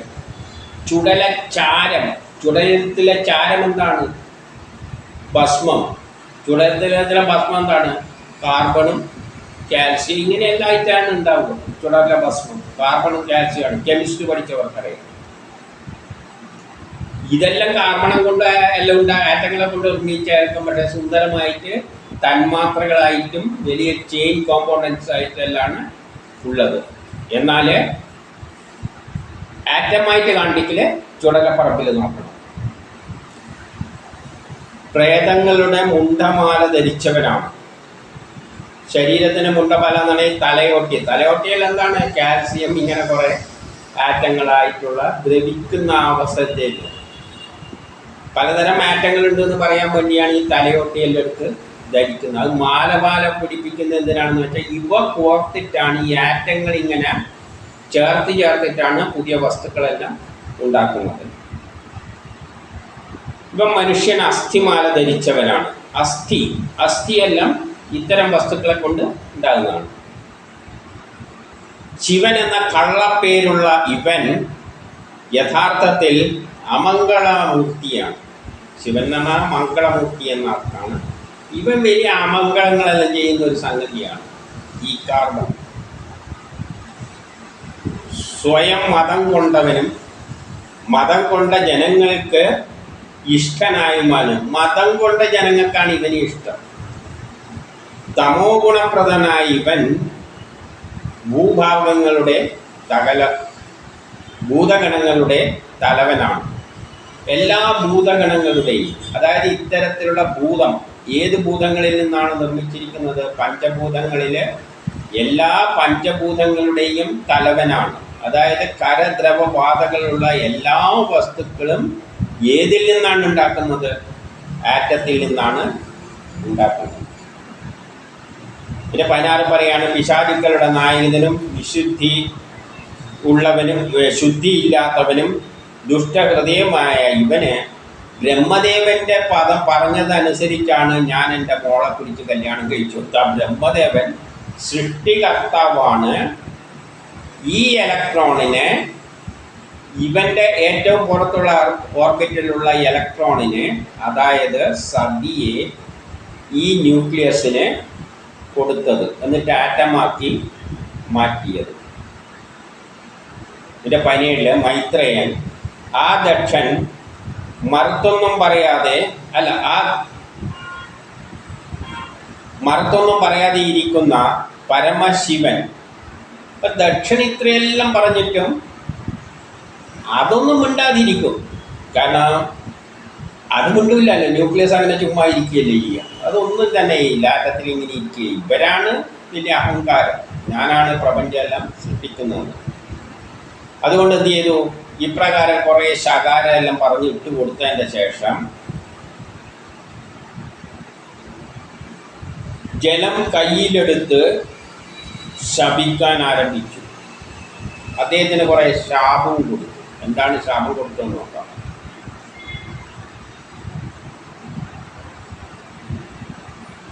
പതിനെട്ട് പറയുകയാണ്, ദേവന്മാരുടെ ഇടയിൽ നികൃഷ്ടനായ ഈ രുദ്രൻ, ഈ പ്രപഞ്ചത്തിലുണ്ടായ എല്ലാ വസ്തുക്കളും ദേവന്മാരാണ്. കല്ലും മണ്ണും എല്ലാം ദേവന്മാർ. അങ്ങനെ ഉണ്ടായാലും ആദ്യം ഉണ്ടായതാണ് ഈ രുദ്രൻ. ആറ്റവും എന്താണ്, ന്യൂക്ലിയസും എന്താണ്, ദേവനാണ്, ശിവനും ദേവനാണ്. ഈ രുദ്രൻ ദേവന്മാർക്കുള്ള യാഗങ്ങളിൽ ഹവിർഭാഗം ലഭിക്കുവാൻ ഇടവരാതെ പോട്ടെ, ഇവന് മാത്രം ഒന്ന് ചെയ്താൽ ഇവന് കിട്ടാതെ ആയിക്കോട്ടെ. ഇവിടെ യാഗങ്ങളെല്ലാം നടക്കുമ്പോൾ ആറ്റങ്ങൾ കൂടി ചേർന്നിട്ട് വേറെ വസ്തുവെല്ലാം ഉണ്ടാകുമ്പോൾ പുതിയ പുതിയ വസ്തുക്കൾ ഉണ്ടാകും. പക്ഷേ യഥാർത്ഥത്തിൽ അവിടെ പങ്കെടുക്കുന്ന ഓർബിറ്റിനും എന്തെങ്കിലും കാര്യലാഭമുണ്ട്, ഇലക്ട്രോണിനും കാര്യലാഭമുണ്ട്. എന്നാൽ ന്യൂക്ലിയസിന് ഈ രാസപ്രവർത്തനമെല്ലാം നടക്കുമ്പോൾ ന്യൂക്ലിയസിന് ഒരു ഗുണവും കിട്ടുന്നില്ല. ന്യൂക്ലിയസ് അങ്ങനെ ചുമ്മാ ഇരിക്കുകയാണ്. അതുകൊണ്ട് ഇവന് ഹവിറൊന്നും കിട്ടില്ല. അത് ആധുനിക കെമിസ്ട്രിയും പറയുന്നുണ്ട്, ഒരു രാസപ്രവർത്തനത്തിലും ന്യൂക്ലിയസ് ഒന്നും ചെയ്യില്ല, ചുമ്മാ ഇരിക്കുകയും. അവനൊന്നും കിട്ടുന്നുമില്ല, കൊടുക്കുന്നുമില്ല, അവനങ്ങനെ ഇരിക്കുകയും. ബാക്കിയുള്ള ഓർബിറ്റുകൾ ഇങ്ങനെ കൂടി ചേർന്നിട്ടാണ് വലിയ വലിയ ചെയിനായിട്ട് മാറുന്നത്. തലയോട്ടി ഇങ്ങനെ യോജിച്ച് കിട്ടാനില്ല, മാലയാക്കാം. ആറ്റങ്ങൾ ചേർത്തിട്ട് മാലമാരിയുള്ള പലതുണ്ട്. പക്ഷേ അതിൻ്റെ അകത്തുള്ള ന്യൂക്ലിയസിന് ഒന്നും കിട്ടില്ല. രാസപ്രവർത്തനത്തിൽ ന്യൂക്ലിയസ് പങ്കെടുക്കുന്നില്ല, അതിന് കിട്ടുന്നുമില്ല, കൊടുക്കുന്നുമില്ല. അതാണ് ഇവിടെ ഒരു ശാപമായി ചിത്രീകരിച്ച ഇവനൊന്നും കിട്ടാതെ ആയിക്കോട്ടെ ശിവന്. അപ്പം നമ്മൾ എന്ത് യാഗങ്ങൾ ചെയ്യുമ്പോഴും നമ്മൾ എന്ത് കൊടുക്കുമ്പോഴും അത് കൊടുക്കുന്ന ആർക്കാണ് കിട്ടുന്നത്? ആ ഇലക്ട്രോണിനാണ് കിട്ടുന്നത്. ആ നമ്മൾ കൊടുക്കുന്ന ഊർജ്ജയിലെ ഇലക്ട്രോൺ എടുത്തിട്ട് വേറെ ഇതിലേക്ക് ചാടും, മറ്റൊന്നുമായിട്ട് കൂടിച്ചേരും. ഇങ്ങനെ ചെയ്യാണ്. ന്യൂക്ലിയസിനൊന്നും നമ്മൾ രാസപ്രവർത്തനത്തിൽ കൊടുക്കുന്നില്ല.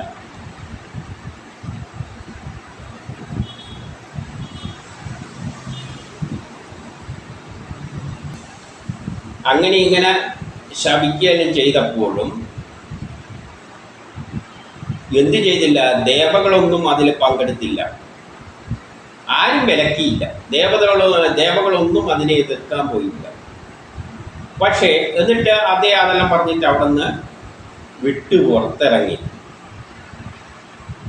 കോപത്താൽ സ്വന്തം ഭവനത്തിലേക്ക് പോയി. അത് കഥയിൽ അങ്ങനെ പറഞ്ഞാണ്, വേറെ എവിടെ പോകാൻ കിടക്കാനില്ല. ആറ്റത്തിൻ്റെ ആ ഓർബിറ്റിൽ തന്നെ അതങ്ങനെ നിൽക്കും.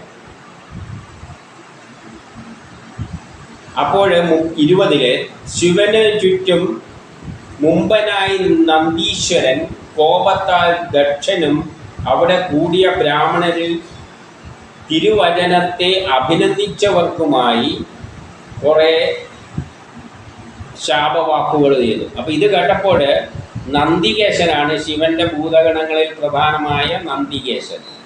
അപ്പം നന്ദികേശന് ദേഷ്യം വന്നിട്ട് അവിടെ നിന്ന് ഈ പോയ ദക്ഷനും കുറേ ശാപം കൊടുത്തു. ദക്ഷന് മാത്രമല്ല, ദക്ഷൻ പറഞ്ഞപ്പോൾ ആരെങ്കിലും ചിരിച്ചിട്ടുണ്ടെങ്കിൽ അവർക്കും എല്ലാം കുറേ ബ്രാഹ്മണർക്കും എല്ലാം അവിടെ നിന്ന് ബ്രാഹ്മണന്മാർക്കും എല്ലാം കുറേ ശാപം കൊടുത്തു. എന്താണ് ശാപം? അറിവില്ലാത്ത ഈ 21 പറയാണ്, അറിവില്ലാത്ത ഈ ദക്ഷന് വിവരമൊന്നുമില്ല, അവൻ അഹങ്കാരിയാണ്. നിന്റെ നശ്വര ശരീരത്തെ വലുതായി കണ്ട്, ഇപ്പം ദക്ഷൻ എന്താണ് വിചാരിക്കുന്നത്? അവൻ്റെ ശരീരം വളരെ വലുതാണ്, അറിയാലോ. ന്യൂക്ലിയസ് നടുവിൽ ഒരു ചുരുങ്ങി കൂടിയിട്ട് ഒരു ചെറിയ സാധനം. ദക്ഷൻ എന്ന് പറഞ്ഞാൽ വലിയൊരു ഓർബിറ്റാണ്, ഇത്രയും ഉണ്ട്. അപ്പോൾ അവൻ്റെ ശരീരത്താണ് വളരെ വലുതായി കണ്ട. അപ്പം വലിയ ശരീരം വളരെ വലുതായി കണ്ടുകൊണ്ട് അവന് തോന്നി ഞാൻ വലിയ എന്തോ ആണെന്ന്. ഒരു ദ്രോഹവും ചെയ്യാതെ ന്യൂക്ലിയസ് നടുവിലെത്തിയാണ്. ഈ ദക്ഷന് വലിയ ശരീരമുള്ളതുകൊണ്ട് ഓർബിറ്റ് ഇങ്ങനെയാണല്ലോ, അതിന് അഹങ്കാരം കയറി ഒരു ദ്രോഹം ചെയ്യാതെ ഇരിക്കുന്ന എല്ലാ ജ്ഞാനവും തികഞ്ഞ ജ്ഞാനം എവിടെയാണുള്ളത്? ആറ്റത്തിൻ്റെ ന്യൂക്ലിയസിലാണ് ഉള്ളത്. കാരണം ആ ന്യൂക്ലിയസ് ആണ് അടിസ്ഥാനം. അതിൻ്റെ അടിസ്ഥാനത്തിലാണ് ഇലക്ട്രോൺ ചുറ്റുന്നതും. അപ്പം ജ്ഞാനം ഏറ്റവും കൂടുതൽ ന്യൂക്ലിയസിന് തന്നെയാണ്. അതാണ് ഈശ്വരനും. ആ ന്യൂക്ലിയസ് ആണ് പ്രധാനം. ഇപ്പോൾ സൗരയൂഥ സിസ്റ്റത്തിൽ ഭൂമിയും മറ്റുള്ള ബുധശുക്ര ഗ്രഹങ്ങളൊന്നും ആ ഓർബിറ്റൊന്നും അല്ല പ്രധാനം, അത് തന്നെയാണ്, ആ സൂര്യൻ തന്നെ ആണ്. ഈശ്വരനെ എങ്ങനെ നിന്ദിച്ചുവോ അങ്ങനെയുള്ള ഈ ദക്ഷൻ ഈ ജ്ഞാനത്തിൽ പരന്മുഖനാകട്ടെ. ഈ ദക്ഷന് വലിയ ജ്ഞാനമൊന്നും ഇല്ലാതെ പോകട്ടെ. അപ്പോൾ ഒരാറ്റത്തിലുള്ള യഥാർത്ഥ ജ്ഞാനം എവിടെയാണുള്ളത്? ന്യൂക്ലിയസിലാണ്. ഉള്ളത്. ഓർബിറ്റിന് അത്ര വലിയ ജ്ഞാനമൊന്നുമില്ല, അവിടെ കുറച്ച് ഊർജ്ജം ഉണ്ട് എന്നേ ഉള്ളൂ. ഇനി 22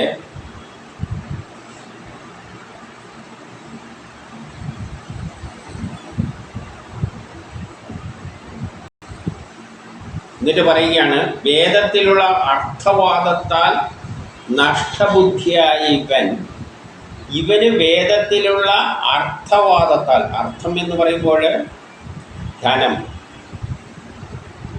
വേദം ഉപയോഗിച്ച് ധനസമ്പാദനത്തിന് വേണ്ടിയാണ് ഈ ഓർബിറ്റുകൾ കൂടിച്ചേർന്നിട്ട് പുതിയ പുതിയ വസ്തുക്കൾ ഉണ്ടാകുന്നത്. ഹൈഡ്രജനും ഓക്സിജനും, ഹൈഡ്രജൻ്റെ ഓർബിറ്റും ഓക്സിജൻ്റെ ഓർബിറ്റും കൂടി ചേർന്നിട്ട് വെള്ളം ഉണ്ടാകും. വെള്ളം വിറ്റേക്ക് കുപ്പിയിലാക്കി വിറ്റാൽ പൈസ കിട്ടും. അതിലെ കെമിസ്ട്രി, ഭൗതിക ലോകത്തിലുള്ള നടക്കുന്ന കാര്യങ്ങൾ. അപ്പോൾ വേദത്തിലുള്ള അർത്ഥവാദങ്ങളാൽ, അതായത് വേദത്തിൻ്റെ സയൻസിൻ്റെ അടിസ്ഥാനത്തിൽ നഷ്ടബുദ്ധിയായവൻ, ഇത് ഭൗതിക ലോകം, അപരാസയൻസാണ്. പരാസയൻസ് എന്ന് പറഞ്ഞാൽ യഥാർത്ഥ ജ്ഞാനം, ബ്രഹ്മജ്ഞാനം, ന്യൂക്ലിയസിനെ പറ്റിയുള്ള ജ്ഞാനം. വഞ്ചനാനിരതമായ കുടുംബജീവിതത്തിൽ, കുടുംബജീവിതം എന്ന് പറഞ്ഞാൽ വഞ്ചനായുമായിട്ട് ബന്ധപ്പെട്ട കുടുംബജീവിതം, ഈ കുടുംബജീവിതത്തിലേക്ക് സുഖസൗകര്യത്തിന് വേണ്ടിയിട്ടാണ് എന്തെല്ലാം ഉണ്ടാക്കുന്നത്, ഇത്തരം ഓർബിറ്റുകൾ കൂടിച്ചേർന്നിട്ട് പുതിയ പുതിയ വസ്തുക്കൾ ഉണ്ടാവുന്നത്. പ്രാകൃത സുഖാനുഭവത്തിനുള്ളതായിട്ട് പ്രാകൃതമായ സുഖങ്ങൾ അനുഭവിക്കാൻ, അതായത് ഈ ഭൗതിക ലോകത്തിൽ എന്തെല്ലാം സുഖങ്ങൾ ഉണ്ടാകുമോ അതിലെല്ലാം മുഖ്യ പങ്കെടുക്കുന്നതാരാണ്, ഈ ഓർബിറ്റുകളാണ്. എന്നിട്ട് അതിൽ ആസക്തനായിട്ട്, ഭൗതിക സുഖങ്ങളിൽ ആസക്തനായിട്ട് കർമ്മബന്ധത്തെ വളർത്തിക്കൊണ്ടിരിക്കുകയാണ്. പുതിയ പുതിയ കർമ്മബന്ധങ്ങളിൽ ബന്ധം ഉണ്ടാക്കിക്കൊണ്ടിരിക്കുകയാണ്. ഈ ഓർബിറ്റ് കൂടി ചേർന്നിട്ടാണ് ഹൈഡ്രജനും ഓക്സിജനും കൂടി ചേർത്ത് കാർബൺ വെള്ളം ഉണ്ടാകും. അതേപോലെ ഹൈഡ്രജൻ കാർബണും ഓക്സിജനും കൂടി ചേർന്നിട്ട് പഞ്ചസാരയായി മാറും. ഇങ്ങനെ പുതിയ പുതിയ മരുന്നുകളായിട്ട് മാറും, പുതിയ പുതിയ സുഖഭോഗ വസ്തുക്കളെല്ലായിട്ട് മാറും. ഈ ഓർബിറ്റുകൾ കൂടി ചേർന്നിട്ട് ഭൗതിക വസ്തുക്കൾ ഇഷ്ടമായിട്ട് അങ്ങനെ പുതിയ പുതിയ കർമ്മങ്ങളെല്ലാം സൃഷ്ടിച്ചിട്ട് ഈ ലോകം തന്നെ സൃഷ്ടിച്ചിട്ട് മനുഷ്യരെ എല്ലാം അത് സൃഷ്ടിച്ചിട്ട് അവർക്കെല്ലാം കഷ്ടപ്പാട് വരുത്തിയിട്ട് ഈ ലോകത്തിലെല്ലാ കുഴപ്പവും ദുഃഖങ്ങൾക്കെല്ലാം കാരണമായി തീർന്ന തരത്തിലുള്ള കർമ്മ ഇവൻ ചെയ്തുകൊണ്ടിരിക്കുകയാണ്. ഇവൻ വിചാരിച്ചത് കൊണ്ടാണ്, ഈ ഓർബിറ്റുകൾ പങ്കെടുത്തത് കൊണ്ടാണ് ഇങ്ങനെ നമ്മൾ ഈ കാണുന്ന ഭൗതിക ലോകം, മായാലോകം ഉണ്ടായത് എന്ന് പരിഹസിക്കുകയാണ്. എന്നിട്ട് 23 ആ ദക്ഷൻ ദേഹാദികളായ ആത്മവ്യക്തിരിക്ത വസ്തുക്കളിൽ മിഥ്യാജ്ഞാനത്താൽ യഥാർത്ഥ ആത്മസ്ഥാനത്തെ വിസ്മരിച്ചുകൊണ്ട്, അപ്പോൾ ഈ ഭൗതിക വസ്തുക്കളെല്ലാം ഉണ്ടാകുന്ന നമ്മളെല്ലാം ഈ ഭൗതിക വസ്തുക്കളുടെ പുതിയ പുതിയ കണ്ടുപിടുത്തങ്ങളുടെ പിന്നാലെ പോവുകയാണല്ലോ. ഈ ഓർബിറ്റിലൂടെ പുതിയ പുതിയ വസ്തുക്കൾ ഉണ്ടാക്കിയിട്ട്, അപ്പം നമ്മൾ അതിൻ്റെ ഫലമായിട്ട് എന്ത് നഷ്ടപ്പെടുന്നുണ്ട്, ഭൗതിക ജ്ഞാനം നഷ്ടപ്പെടുന്നുണ്ട്, അല്ല ആത്മീയ ജ്ഞാനം നഷ്ടപ്പെടുന്നുണ്ട്. അപ്പം ആത്മജ്ഞാനത്തെ വിസ്മരിച്ച് മൃഗതുല്യം പെൺകൊതിയന്മാരായി തീർന്നിടും.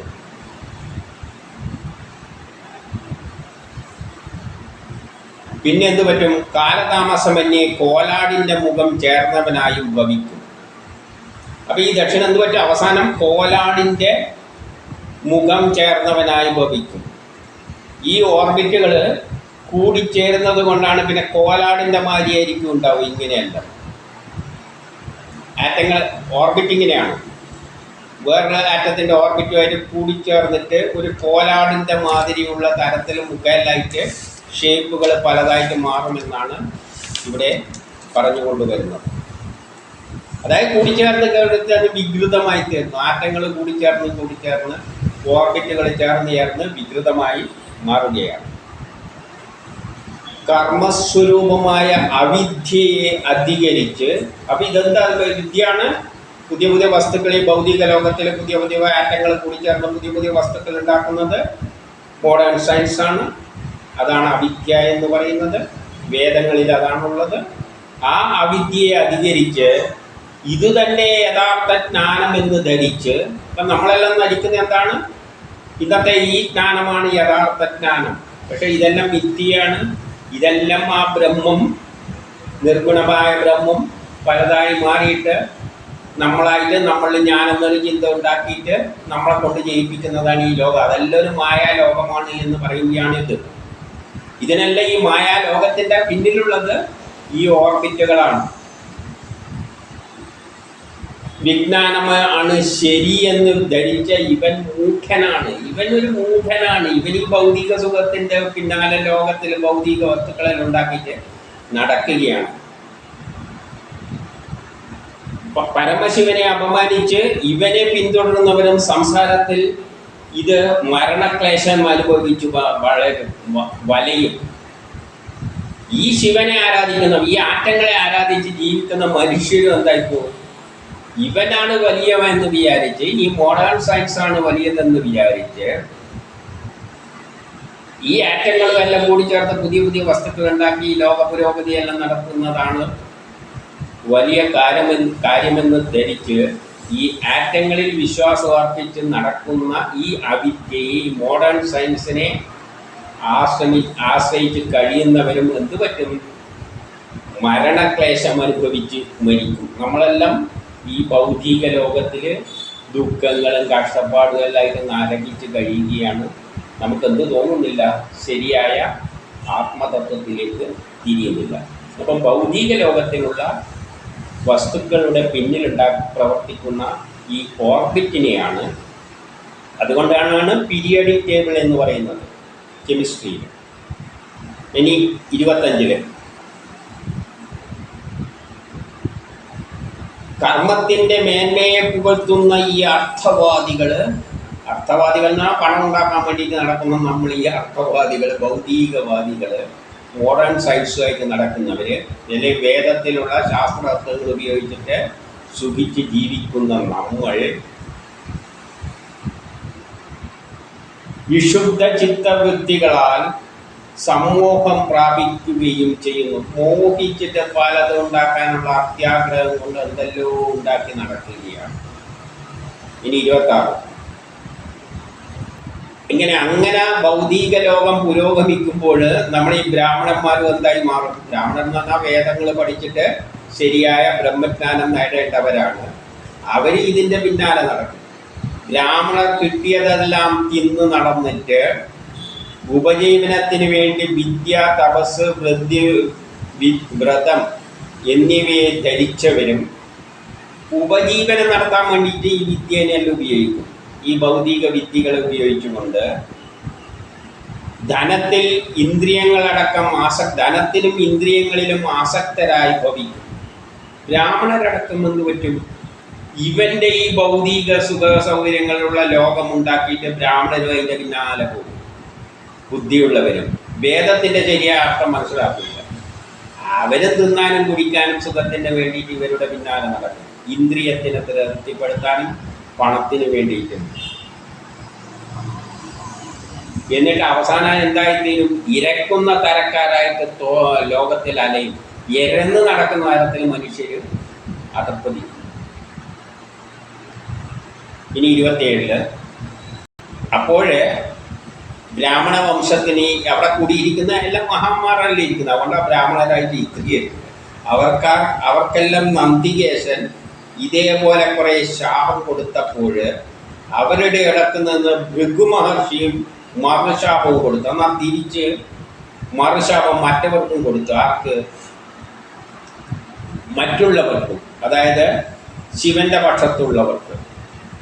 ആത്മസാക്ഷാത്കാരത്തിന് നടക്കുന്ന കുറേ കക്ഷികളുണ്ടല്ലോ ശിവന്റെ പക്ഷത്തുള്ളതിൽ. അപ്പം ഇതെല്ലാം ഭൗതികവാദികളാണ്. അപ്പം എതിർപക്ഷത്ത് നിൽക്കുന്ന ആൾക്കാർക്ക് ഒരു ശാപം കൊടുത്തു. അങ്ങനെ ലോകത്തിൽ 2 തരം വിഭാഗം ഉണ്ടായി. ഭൗതിക സുഖത്തിൻ്റെ പിന്നാലെ നടക്കുന്ന ഭൗതികവാദികളും പിന്നെ അതിനെതിരായിട്ട് നിൽക്കുന്ന കുറേ കക്ഷികളുണ്ടല്ലോ, അവരെ പറ്റിയാണ് ഇവിടെ പറയാൻ പോകുന്നത്. ലോകം അങ്ങനെയായിട്ട് മാറി എന്ന് പറയുകയാണ്. ഇനി 28 ശൈവവ്രതങ്ങൾ അനുഷ്ഠിക്കുന്നവരും ശിവന് വേണ്ടി ശിവന്റെ ശൈവവ്രതങ്ങൾ, അതാണ് നമ്മളിപ്പോൾ കണ്ടുകൊണ്ടിരിക്കുന്നത്. പേപ്പർ എടുത്ത് നോക്കിയാൽ മതി. അവരെ അനുവർത്തിക്കുന്നവരും ശരിക്കുള്ള ശാസ്ത്രമാർഗത്തിൻ്റെ വിരുദ്ധമായ വിധർമ്മികളായി ഭവിക്കും. ശൈവമതക്കാരാണെന്ന് പറഞ്ഞുകൊണ്ട് കുറേ പേര് ചിലതെല്ലാം കാട്ടിക്കൂട്ടുന്നുണ്ട്, നോക്കിയാൽ മതി. അവരെ ശാസ്ത്രമാർഗം ശരിയായ വേദത്തിലെ ശാസ്ത്രത്വങ്ങൾ മനസ്സിലാക്കാതെ എന്തെല്ലോ ഗോഷ്ഠികൾ കാട്ടിക്കൂട്ടിയിട്ടുള്ളത് ഇപ്പം അടുത്ത കാലത്ത് നമ്മൾ കണ്ടതാണ്. ഒന്നും ഞാൻ പറയുന്നില്ല. ശിവന്റെ മാതിരിയെല്ലാം കാട്ടിക്കൂട്ടിക്കൊണ്ട് എന്തെല്ലോ കാട്ടിക്കൂട്ടി ഇതാണ് ആത്മീയത എന്ന് പറഞ്ഞുകൊണ്ട് ശൈവവ്രതങ്ങൾ അനുഷ്ഠിക്കുന്നവര് അവരും അവരെ അനുമോദിക്കുന്നവരും ശരിക്കുള്ള ശാസ്ത്രമാർഗത്തിൻ്റെ വിരുദ്ധമായിട്ട് വിധർമ്മികളായി ഭവിക്കും. എന്തെല്ലോ അധർമ്മങ്ങൾ കാണിച്ചുകൊണ്ട് എന്തെല്ലോ ഗോഷ്ഠികൾ കാണിച്ചുകൊണ്ട് നടക്കും. അവർ ശുദ്ധിയില്ലാത്തവരും 29 പറയാണ്. അങ്ങനെ കുറേയാണ് ഈ നാട്ടിലുണ്ടാവും. ശുദ്ധിയില്ലാത്തവര് മൂഢമതികളാണ്. അവർ വെറും മൂഢന്മാരാണ്. ജഡ കുറേ ജഡയെല്ലാം ധരിക്കും. എനിക്ക് ഭസ്മെല്ലാം വാരിത്തേക്കും. അരൂപികളാണ് എന്നിവ ഭസ്മം പ്രത്യേകം ജഡ വെക്കും. നമ്മൾ കഴിഞ്ഞ ദിവസങ്ങളിൽ ടി വിയിൽ കണ്ട കാര്യമാണ് പറയാൻ പോകുന്നത്. ശിവന്റെ ആളാണെന്നും പറഞ്ഞുകൊണ്ട് കുറേ ഗോഷ്ഠികൾ കാണിക്കും. അശാസ്ത്രീയമായിട്ട് എന്തെല്ലാണ് ജഡ വെക്കും, ഭസ്മം വാരി മുഖം മുഴുവൻ ശരീരം മുഴുവൻ ഭസ്മം ധരിക്കും. എന്നിട്ട് എന്ത് വരും? അസ്ഥികളെല്ലാം എടുത്ത് മേത്തിങ്ങനെ കെട്ടിത്തൂക്കും. അസ്ഥികൾ എന്നിവ ധരിക്കുന്നവരുമായി കള്ളും ചാരായവും, പിന്നെ അതിൻ്റെ കൂട്ടത്തിൽ കഞ്ചാവും എല്ലാം പിടിപ്പിച്ചോ. കള്ളും ചാരായും എല്ലാം അടിച്ചിട്ട്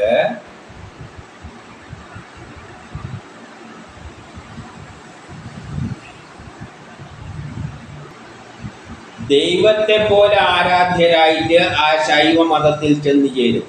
അവർ ദൈവത്തെ പോലെ വേഷം കെട്ടിയിട്ട് നടക്കും. രുദ്രനാണെന്നെല്ലാം പറഞ്ഞാൽ ഇങ്ങനെയാണ് ജഡ ഭസ്മം വാരി തേക്കുക, കുറേ എന്തെന്ന് അസ്ഥികളെല്ലാം ശരീരത്തിലേക്ക് വാരി കെട്ടിത്തൂക്കുക, എന്നിട്ട് കള്ളും കച്ചാവും എല്ലാം അടിച്ചിട്ട് വെടിക്ക് മനുഷ്യൻ്റെ മാംസം പറ്റ മാംസം എല്ലാം തിന്നുന്നവരാണെന്നെല്ലാം പറഞ്ഞ് നടക്കും. എന്നിട്ട് ശൈവ മതക്കാരായിട്ട് അങ്ങനെ അലഞ്ഞു നടക്കട്ടെ, അങ്ങനെ പതിക്കട്ടെ, സമ്പ്രദായത്തിൽ അങ്ങനെ ശൈവ മതത്തിൽ ചെന്ന് പതിക്കട്ടെ. കാരണം രുദ്രൻ എന്ന് പറഞ്ഞാൽ ഇവിടെ സയൻസിൽ ആറ്റമാണ്. അതിനെ എടുത്തിട്ടാണ് ഇത്തരത്തിലെല്ലാം ഇതെല്ലാം കേട്ടുകൊണ്ട് ഇത്തരത്തിൽ നടക്കുന്നു. ഇത് കഥയിൽ ഒരു പൊടിപ്പും തൊങ്ങലും വെച്ച് പറഞ്ഞതാണ്. യഥാർത്ഥത്തിൽ സയൻസിലോട്ട് നോക്കുമ്പോൾ രുദ്രനാരാണെന്ന് മനസ്സിലാവും. ഇനി 30 എന്നിട്ട് ഇവര് ഏതൊരു കാരണത്താൽ വർണ്ണാശ്രമധർമ്മത്തിന് അടിസ്ഥാനമായി, വർണ്ണാശ്രമധർമ്മം എന്ന് പറയുമ്പോൾ മനുഷ്യന് കർമ്മം ചെയ്യുക, പഠിക്കുക, കുടുംബം പോറ്റുക, അതിൻ്റെ ശേഷം ബ്രഹ്മമാണ്. ഇതിൻ്റെ പിന്നിലെല്ലാം നടക്കുന്ന ശക്തി ആരാധിച്ചുകൊണ്ട് ബ്രഹ്മസാക്ഷാത്കാരം മോക്ഷം പ്രാപിച്ചു പോകുന്ന തരത്തിൽ വേദത്തെ ധർമ്മമാർഗങ്ങൾ ഉൾക്കൊണ്ട് വേദത്തെയും വേദജ്ഞരായ ബ്രാഹ്മണരെയും അവഹേളിച്ചുകൊണ്ട് യഥാർത്ഥ വേദത്തെയും ആ വേദരഹസ്യം പറയുന്ന ബ്രാഹ്മണരെയും അവഹേളിച്ചുകൊണ്ട് ഏതൊരു കാരണത്താൽ അവർ നടക്കുന്നു. ഇവരെല്ലാം ഈ കാട്ടിക്കൂട്ടുന്നത് ഇതെല്ലാം വേദവിരുദ്ധമായ പ്രവർത്തനങ്ങളാണ്.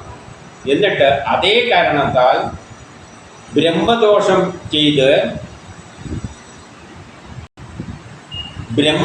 ചെയ്യുന്ന നാസ്തികരായിട്ട് മാറും. ആ മതത്തെ നാസ്തികരായിട്ട് തീരും. ഇവരെല്ലാം നാസ്തികരാണ് യഥാർത്ഥത്തിൽ. ഈ കാട്ടിക്കൂട്ടുന്നവരെല്ലാം യഥാർത്ഥത്തിൽ നാസ്തികരാണെന്ന് പറയുകയാണ്. യഥാർത്ഥ ബ്രഹ്മത്തെ ഒന്നല്ല അവർ അവതരിപ്പിക്കുന്നത്. യഥാർത്ഥ ബ്രഹ്മം ഇതൊന്നുമല്ല. എല്ലാം വിട്ടെറിഞ്ഞ് എവിടെയെങ്കിലും പോയിട്ട് ഏകാന്തമായിട്ട് ഇങ്ങനെ ഈ ഗോഷ്ഠികൾ കാണിക്കലൊന്നുമല്ല യഥാർത്ഥ ബ്രഹ്മസാക്ഷാത്കാരത്തിൻ്റെ മാർഗം. ഇനി 31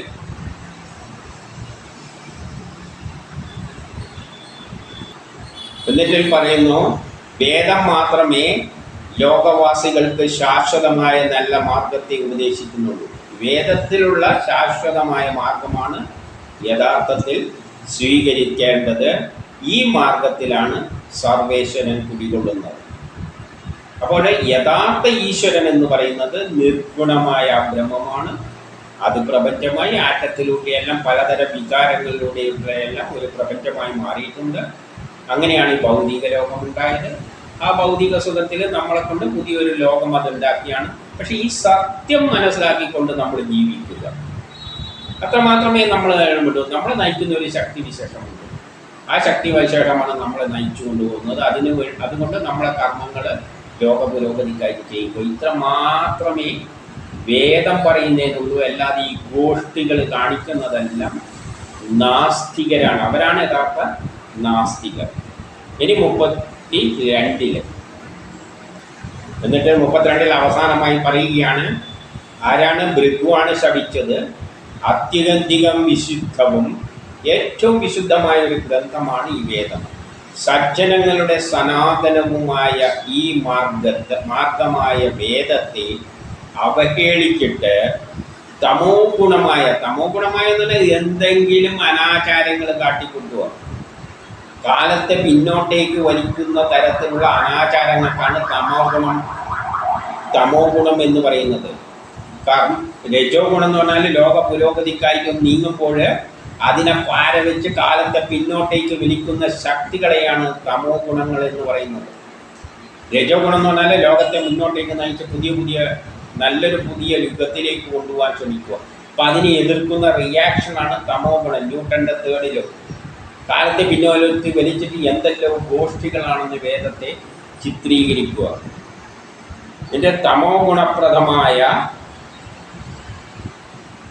ഭൂതങ്ങളുടെ നാഥൻ എന്ന നിലയിൽ, ഭൂതങ്ങളുടെ എല്ലാം ഏറ്റവും പഴഞ്ചനായ ഭൂതങ്ങളുടെ നാഥനാണ് എന്ന നിലയിൽ ഈ രുദ്രനെ എന്താക്കി മാറ്റും? അവഹേളിക്കുന്ന തരത്തിൽ പ്രചരിപ്പിക്കും.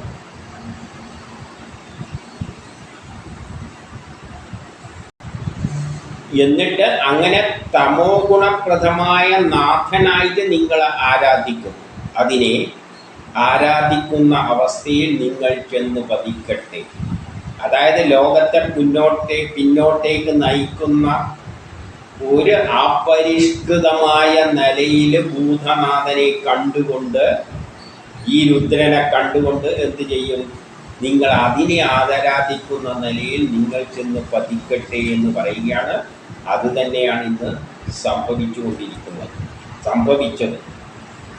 ഇനി 33 ഭൃഗുമുനി ഇത്തരം ശാപം ചൊരിഞ്ഞു കൊണ്ടിരിക്കെ, അപ്പം ഭൃഗുമുനി അവിടെ ഇരുന്നിട്ട് എന്ത് ചെയ്യുകയാണ്? ഇത്തരം ശാപങ്ങളെല്ലാം ശപിച്ചുകൊണ്ടിരിക്കുകയാണ്. ഒരു കൂട്ടർ പറഞ്ഞ നിങ്ങൾ ഭൗതിക സുഖത്തിൻ്റെ പിന്നാലെ പോട്ടാര് നന്ദി, ശിവന്റെ സഹായിയായിട്ട് നിൽക്കുന്ന നന്ദികേശൻ എന്ത് പറഞ്ഞു? നിങ്ങളിങ്ങനെ ഭൗതിക സുഖത്തിൻ്റെ പിന്നാലെ ഓടി നടന്ന് കഷ്ടപ്പെട്ട് ജീവിതത്തിൽ പാടുപെട്ട് ഞാനെന്ന അഹങ്കാരത്തോടുകൂടി എനിക്ക് വേണ്ടി എൻ്റേത് എന്നും പറഞ്ഞുകൊണ്ട് കഷ്ടപ്പെട്ട് ജീവിതം ദുരിതത്തിലേക്ക് പോകട്ടെ എന്ന് പറയുമ്പോൾ ഭൃഗു ശപിച്ചുകൊണ്ട് നിങ്ങൾ ഈ കാടന്മാരമാരുടെ ഈ ശിവനെയെല്ലാം ഭൂതഘടങ്ങളെയെല്ലാം ഇതേമാതിരി ഭസ്മെല്ലാം വാരി തേച്ച് മുടിയെല്ലാം ചീരിപ്പറഞ്ഞ് കുറേ കഴുത്തിൽ അത് ഇതുമെല്ലാം ഇട്ട് ഈ ഭൂതങ്ങളുടെ നാഥനെ ആരാധിക്കുന്ന തരത്തിൽ നിങ്ങൾ തമോ ഗുണമായിട്ട് ലോകത്തെ പിന്നോട്ടേക്ക് വലിക്കുന്ന, അന്ധകാരത്തിലേക്ക് വലിക്കുന്ന തരത്തിൽ നിങ്ങൾ ആ ഒരു മധുവായിട്ട് ആ തരത്തിലായിട്ട് നിങ്ങളും അധപ്പതിക്കട്ടെ എന്ന് ശപിച്ചുകൊണ്ടിരുന്നപ്പോൾ ഇതിനെല്ലാം കാരണക്കാരാരാണ്? ഈ ആറ്റമാണ്, പരമശിവനാണ്. പരമശിവൻ മനപ്രയാസത്തോടുകൂടി അവിടെ വിട്ടുപോയി. പരമശിവന്, അതായത് ന്യൂക്ലിയസ് പിന്നെ എന്ത് ചെയ്യാനാണ്? എൻ്റെ പേരിൽ കാണുന്നത് ഇവിടെ എല്ലാം കാട്ടിക്കൂട്ടുന്നത്. എന്ത് ചെയ്യാം? മനപ്രയാസത്തോടുകൂടി ഇത് ചെയ്യാനില്ല എന്ന് പറഞ്ഞുകൊണ്ട് അവിടെ വിട്ടുപോയി എന്ന് ഇവിടെ കഥയിൽ പറയുകയാണ്. പിന്നെ 34 മുതൽ 35 വരെ. അപ്പോൾ അവിടെ ഇരുന്ന ബാക്കിയുള്ള പ്രജാപതിമാരാകട്ടെ യാതൊന്നിനാൽ വിഷ്ണു യജ്ഞത്തിൽ അർപ്പിക്കപ്പെടേണ്ടതായിരുന്ന ആ സത്രത്തിൽ വിഷ്ണുവിൻ്റെ യാഗം നടക്കുക. പുതിയ വസ്തുക്കളെല്ലാം ഉണ്ടാക്കിയിട്ട് ലോകം സൃഷ്ടിക്കാൻ വേണ്ടിയാണ് വിഷ്ണു ഇറങ്ങി തിരിച്ചിരിക്കുന്നത്. എന്തിന്? പുതിയൊരു ലോകം, പുതിയ വസ്തുക്കളെല്ലാം ഉണ്ടാക്കി സുന്ദരമായ ഒരു ലോകം ഉണ്ടാക്കാൻ വേണ്ടിയിട്ടുള്ള യജ്ഞത്തിലാണ് ഈ പ്രജാപതിമാരെല്ലാം അവിടെ വന്നിരുന്നത്. പുതിയ ലോകം സൃഷ്ടിക്കാനുള്ള പരിപാടിയാണ്. ആ സത്രത്തെ 1000 വർഷം തികയുന്ന കാലത്തോളം ചെയ്ത് അവസാനിപ്പിച്ച് 1000 വർഷത്തോടെ, അപ്പോൾ ഈ ആകെ എത്ര കാലത്തോളം നടക്കുന്നുണ്ട്? 1000 വർഷത്തോളം. അത് നേരത്തെ പറഞ്ഞല്ലോ, ഒരു 1000 വെച്ചിട്ട് 1000 വർഷത്തോളം ബ്രഹ്മാവ് ഇങ്ങനെ പകലാണ് സൃഷ്ടി, ഹൃദയുഗം, ത്രേതായുഗം, ദ്വാപരയുഗം, കലിയുഗത്തിൻ്റെ അവസാനം വരെ ഇങ്ങ് പോകും. അത് കഴിഞ്ഞിട്ട് ബ്രഹ്മാവ് ഉറങ്ങും. എല്ലാം പ്രളയത്തിൽ നശിപ്പിച്ചിട്ട് കൊണ്ടുപോയി അവിടെ പോയി ചേർക്കും. പിന്നെ ആദ്യമേ ഇങ്ങനെ ശ്രദ്ധിക്കും. അതിലാണ് ഈ പ്രജാപതിമാരെല്ലാം വിഷ്ണുവിൻ്റെ ഈ ഒരു ലോകം സൃഷ്ടിക്കാനാണ് ഇറങ്ങി തിരിച്ചിരിക്കുന്നത്. അങ്ങനെ 1000 വർഷത്തോളം എത്തി എന്ന് പറയുകയാണ്. 1000 വർഷങ്ങളോളം നടക്കുന്ന ഒരു യാഗമാണ് ഇത്. അപ്പോൾ ഇപ്പോഴും യാഗങ്ങൾ നടന്നുകൊണ്ടിരിക്കുകയാണ്. ആറ്റങ്ങളെല്ലാം പങ്കെടുക്കുകയാണ്. രുദ്ര ഓർബിറ്റുകൾ, ദക്ഷിണെല്ലാം ആറ്റങ്ങളും എല്ലാം പങ്കെടുത്തുകൊണ്ടിരിക്കുകയാണ്. പുതിയ പുതിയ വസ്തുക്കൾ ഉണ്ടായിക്കൊണ്ടിരിക്കുകയാണ്. അപ്പം 1000 വർഷത്തോളം നീങ്ങുന്ന കാലത്തോളം ചെയ്ത് അവസാനിപ്പിച്ചു. ആര്? വിഷ്ണുവും ഇവരെല്ലാം കൂടിയിട്ട് ആ യാഗങ്ങൾ ചെയ്ത് അവസാനിപ്പിച്ചു. യാതൊരിടത്ത് ഗംഗ യമുനയോട് ചേരുന്നുവോ, അതാണ് പ്രയാഗ എന്നതുകൊണ്ട് ഉദ്ദേശിക്കുന്നത്. യാതൊരു സ്ഥലത്ത് ഗംഗ യമുനയോട് ചേരുന്നുവോ ആ പ്രയാഗയിൽ സ്നാനം കഴിച്ചിട്ട് എന്ത് ചെയ്തു?